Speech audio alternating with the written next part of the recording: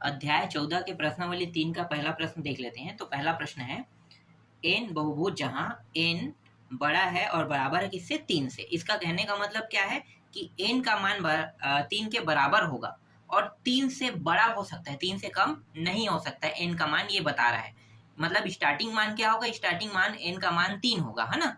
और 3 से ज्यादा हम इसे रख सकते हैं पर 3 से कम नहीं रख सकते। इसका मतलब यही होता है, एन बड़ा और बराबर 3 जो लिखा है ना, इसका मतलब, ठीक है। और जिसकी सभी भुजाएं बराबर है कि अंतः कोणों का योग एन, कोष्टक के अंदर दिया है 180 अंश माइनस 360 अपान एन, और फिर बाहर में भी अंश दे दिया है, ठीक है, होता है। चलो हल करते हैं। तो सबसे पहले जो दिया है उसको लिख लेते हैं। दिया क्या है? अंतः कोणों का योग दिया है ना, तो उसको लिख लेते हैं। तो यहाँ पे लिखो अंतः कोणों का योग। कितना दिया हुआ है अंतः कोणों का योग? अंतः कोणों का योग दिया है एन, कोष्टक के अंदर 180 अंश माइनस 360 अंश अपान यहाँ पे एन दिया हुआ है और यहाँ भी अंश दिया हुआ है, ठीक है। अब इस प्रश्न में क्या कहा था? देखो, प्रश्न में कहा था कि एन बड़ा होगा किससे? 3 से, और बराबर भी होगा कह रहा है। इसका मतलब क्या है? इसका मतलब ये है कि हम n का मान 3 रखेंगे, 3 से कम नहीं रखेंगे, ठीक है। और 3 से हम ज्यादा रख सकते हैं पर कम नहीं रख सकते, इसका अर्थ यही होता है। तो मैं क्या करूंगा यहाँ पे, यदि n बराबर मैंने कितना रखा? 3 हो तो ये हम पहला समीकरण मान लेते हैं। इस समीकरण में n के मान को रखेंगे। कितना रखेंगे? n का मान 3 रखेंगे, ठीक है। तो n का मान 3 रखते हैं, तो अतः अंतः कोणों का योग, तो ये रहा 3, ये रहा 180 अंश माइनस 360 अंश अपान 3। तो ये 3, इसको पहले भाग दे देते हैं। 3 एकम 3, 3 3 कट गया, 3 दूनी 6 और 3 शून्यम 120 अंश, ठीक है। 360 को 3 से भाग देंगे, कितना आएगा? 120 आएगा। 120 आ गया और 120 में 180 को घटाएंगे, कितना आएगा? 60 अंश आएगा ना। तो ये रहा 60 अंश। 60 गुणित 3 कर दो, तो 3 गुणित 60, 60 गुणित 3 कितना होता है? 180 अंश होता है। तो जब हम n का मान कितना रखते हैं? 3 रखते हैं, तो अंतः कोणों का योग कितना आता है? 180 अंश, ठीक है।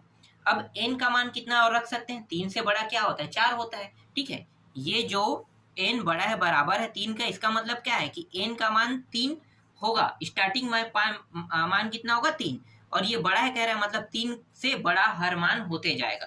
तो अब हम n का मान कितना रखेंगे? 4 रखेंगे। तो यहाँ पे लिखो, यदि n बराबर 4 हो तो, ठीक है, n बराबर 4 हो तो यहाँ पे अंतः कोणों का योग होगा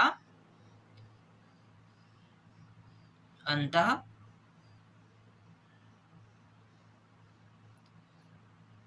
कोणों का योग, अंतः कोणों का योग, और 4 रखेंगे तो इस बार n के जगह में 4 आ गया। ये रहा इसका 180 अंश माइनस 360 अंश, और नीचे में n का मान कितना रहेगा? 4 रहेगा ना। ये तो 4, ये 180 अंश, इसको भाग दे दो 4 से, तो 4 निया 36 मतलब 9, और ये शून्य 90 अंश आ जाएगा। 90 को क्या करेंगे? घटा देंगे 180 अंश से, तो कितना आएगा? 90 आएगा ना। तो 90 अंश, और 4 और 90 गुणा हुआ कितना होगा? 9 चौक 36, 360 अंश आ जाएगा। तो n का मान जब हम 4 रखते हैं तो मान कितना आता है? 4 रखने पर अंतः कोणों का योग जो आता है वो आता है 360 अंश आता है। एक और देख लेते हैं, ठीक है। यदि इस बार n बराबर कितना रखेंगे? 5 हो तो अंतः कोणों का योग, तो n के जगह में 5 आ जाएगा। ये रहा 180 अंश माइनस 360 अंश अपान 5, और ये रहा अंश। तो 5 180 अंश, माइनस 5 से भाग दे दो, तो 5 सत्ते कितना होता है, 35 होता है ना, तो ये 35 आ गया, और 1 और 0, 5 दूनी 10, ठीक है, तो ये 2 आ जाएगा, 72। तो 72 अंश से क्या हो जाएगा, मतलब 5 से भाग देंगे 360 को, तो कितना आएगा, 72 अंश आ जाएगा ना। फिर 5 इसको घटा देते हैं 72 को, तो 180 में 72 घटाएंगे कितना आएगा, 108 आएगा ना। तो यहाँ पे लिख लेते हैं 108 अंश। 5 गुणित 108 अंश कितना होता है, 5 गुणित 108 अंश होता है 540 अंश होगा, है ना। 5 गुणित 108 अंश को अगर हम गुणा करते हैं तो यहाँ पे आ जाएगा 540 अंश आ जाएगा। इस प्रकार हम देखते हैं कि n का जो मान है 3, 4, 5 रखने पर कितना प्राप्त होता है, n का मान 3, 4, 5 रखने पर अंतः कोणों का योग 180 अंश, 360 अंश और 540 अंश प्राप्त होता है,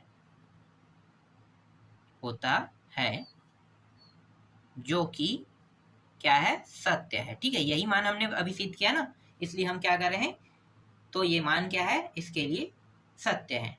अतः अंतः कोणों का जो सूत्र है वो भी क्या होगा, सत्य होगा, है ना, सही होगा। तो यहाँ पे आप बता दो कि अंतः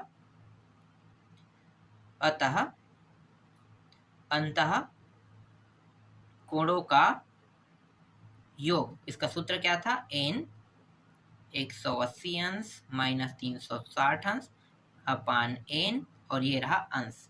ठीक है, ये क्या है, सही है, मतलब होता है, बस इतना ही लिखना है। इस तरीके से आपका पहला प्रश्न कंप्लीट हुआ। चलो दूसरा प्रश्न देखते हैं।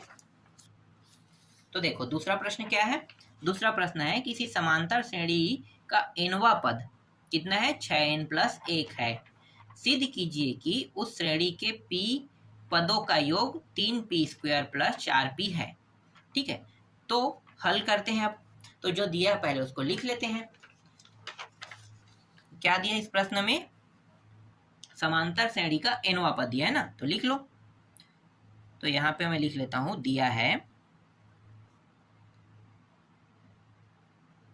समांतर श्रेणी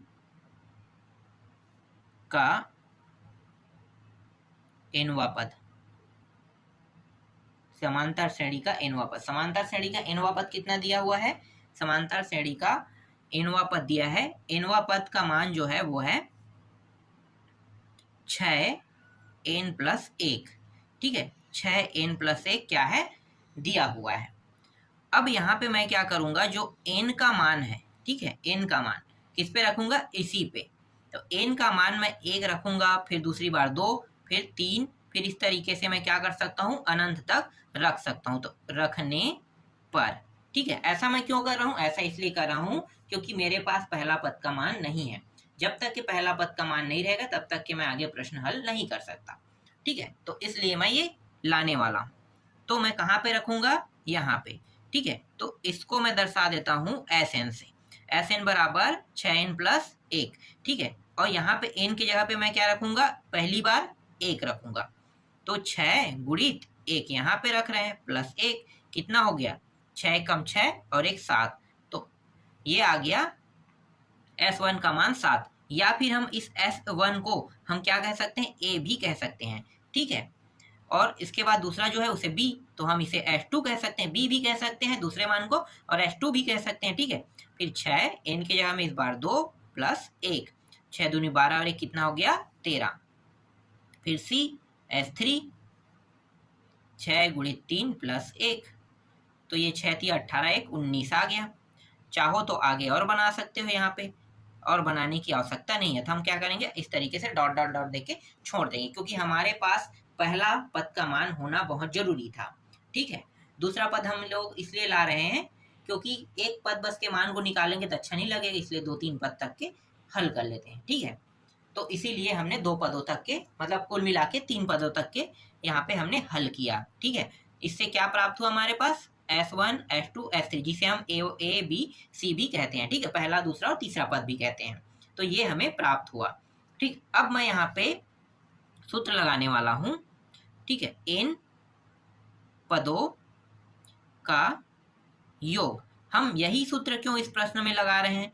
इसके अलावा समांतर श्रेणी का जो सूत्र होता है वो तो ये होता है, ए एन बराबर ए प्लस एन माइनस वन और डी, ये होता है। तो हम ये क्यों हम नहीं लगा रहे हैं? हम लोग यही क्यों लगा रहे हैं? तो प्रश्न में स्पेशल कह दिया है, क्या कहा है? देखो, प्रश्न में कहा है पी पदों का योग निकालना है। क्या निकालना है? पी पदों का योग। और पदों का योग वाला जो सूत्र होता है वो आपको पता होगा, है ना? पी पदों का योग कितना लाना है हमें? 3p² प्लस 4p लाना है। और पी पदों का योग वाला जो सूत्र होता है वो होता है Sn बराबर n/2 a प्लस l, यही होता है। बिल्कुल, यहाँ पे प्रश्न में स्पष्ट बोला है, देख लेना, ठीक है। प्रश्न में क्या कहा? पी पदों का योग 3p² प्लस 4p। तो भैया पदों का योग क्या है? तो पदों का योग ही वाला सूत्र लगाएंगे ना, समांतर श्रेणी का सूत्र थोड़ी लगाएंगे। इसीलिए यहाँ पे Sn बराबर n/2 a प्लस l वाला सूत्र लग रहा है। तो यहाँ पे मैं लिख लेता हूँ n/2 a प्लस l। ठीक, चलो अब मैं क्या करने वाला हूँ? देखो, p पदों का योग कह रहे हैं, तो जहां जहां पे n दिया है ना, वहां पे मैं क्या रखूंगा? वहां पे मैं p रख दूंगा, ठीक है। अब क्या रखूंगा? p। तो p पदों का योग, तो Sn, तो ये Sp हो गया। यहाँ पे p/2 a प्लस l, क्योंकि हमें p पदों का योग निकालना है। तो जहां जहां पे n रहेगा वहां वहां पे हम क्या करेंगे? p रखेंगे, ठीक है। ये हमारा मेन सूत्र है। मेन सूत्र को हमने किस पे चेंज कर दिया? p पदों के योग वाले सूत्र में चेंज कर दिया।